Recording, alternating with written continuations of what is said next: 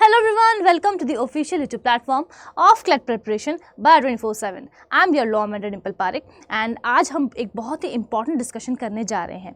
जितने भी बच्चे तैयारी कर रहे हैं कॉमन लॉ एडमिशन टेस्ट की, जिसको कंडक्ट करवाती है the consortium of NLUs in the month of December, उन सभी के लिए ये वीडियो होने वाला है। बिकॉज आपके माइंड में कहीं ना कहीं ये ज़रूर से चल रहा है कि अब जो समय बचा है, अब अप्रैल आ चुका है ना, तो अब जो समय बचा है उसमें हमें ऐसा क्या करना चाहिए कि हमारी प्रिपरेशन बहुत ही ज़्यादा अच्छी हो जाए और जिस भी कॉलेज में हमें क्लैट के थ्रू यानी कि कॉमन लॉ एडमिशन टेस्ट के थ्रू एडमिशन चाहिए वो हमें मिल जाए।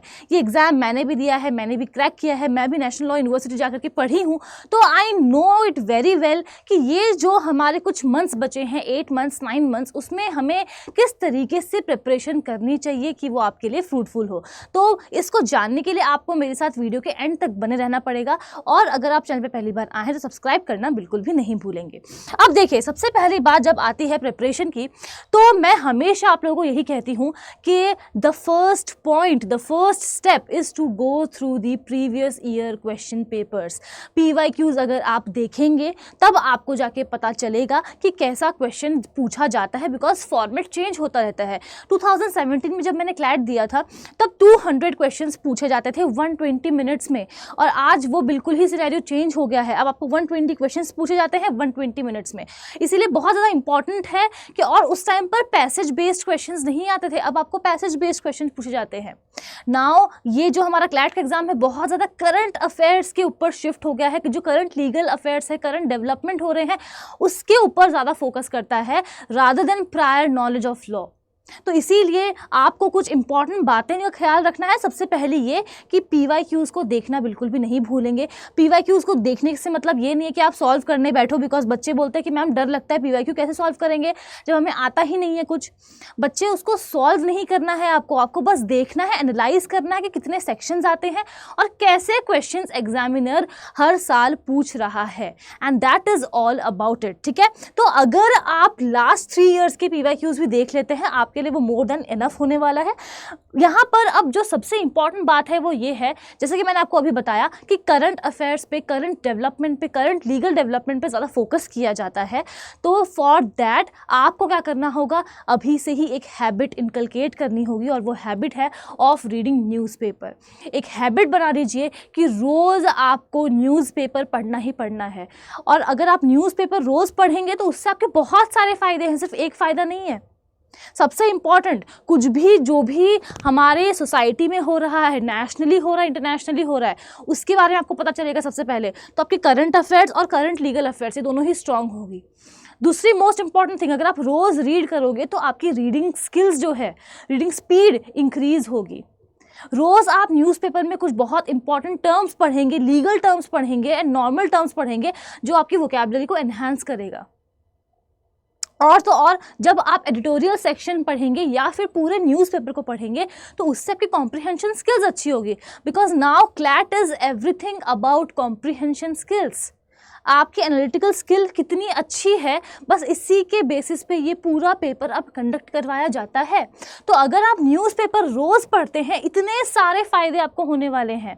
जो मोस्ट इम्पॉर्टेंट आपके सेक्शंस हैं, चाहे वो इंग्लिश हो, current affairs including general knowledge हो एंड लीगल रीजनिंग हो, वो न्यूज़पेपर पढ़ के भी आप उसको कवर कर सकते हो, ट्रस्ट मी विद दैट।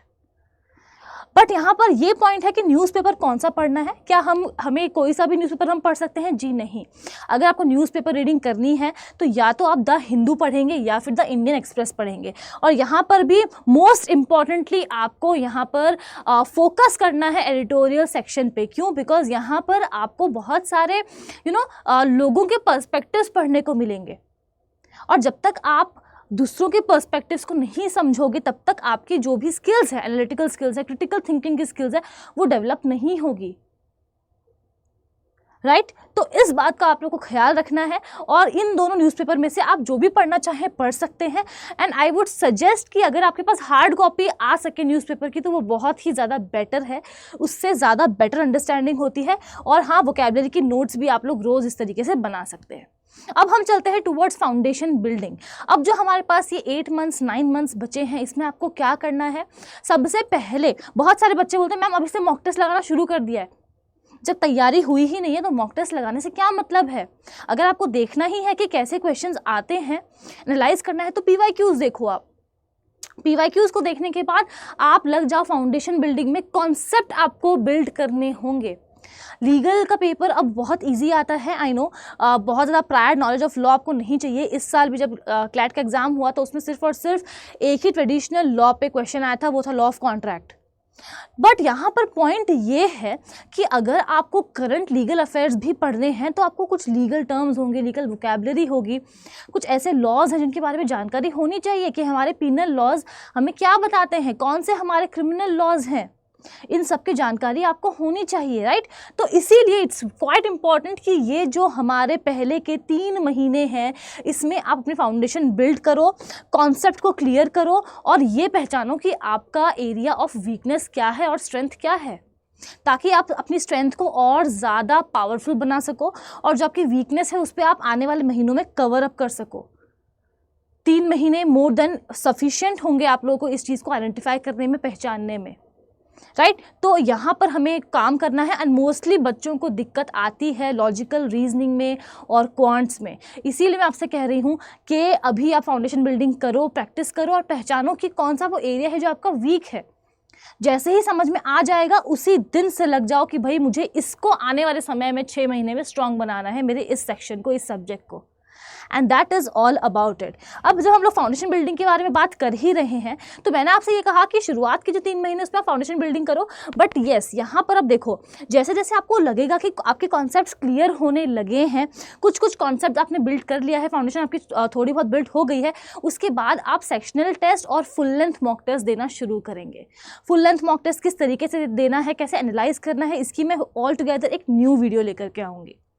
तो इस चीज़ पे आप फोकस करेंगे। एंड येस, मैं एक चीज़ हमेशा आपसे सभी लोगों से कहना चाहूँगी कि हमेशा ओवर कॉन्फिडेंस से आप लोग दूर रहें।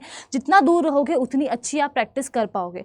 और वो मैं ये क्यों कह रही हूँ, बिकॉज इस साल भी क्लैट का पेपर सब बच्चे कह रहे थे कि बहुत ईजी आया था, बहुत ईजी आया था। बट जब आंसर की आई तब रियलिटी सामने आई कि इतना भी ईजी नहीं था कि हम लोगों ने बहुत ही शानदार स्कोर कर लिया।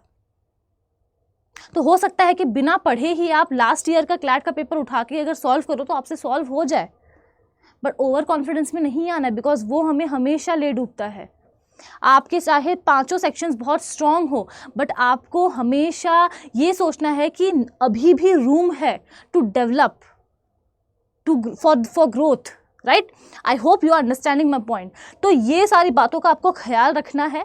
एंड येस, जब ये सारी चीज़ें हो जाएगी, आप मॉक टेस्ट भी दे रहे हो, सेक्शनल टेस्ट भी दे रहे हो, कॉन्सेप्ट बिल्डिंग भी हो गया, उसके बाद जो हमारा नवंबर का मंथ बचेगा उसको हमें बचा करके रखना है सिर्फ और सिर्फ रिविजन के लिए और सिर्फ प्रैक्टिस के लिए। तब हम लोग सिर्फ और सिर्फ मॉक टेस्ट देंगे और सिर्फ रिवाइज करेंगे।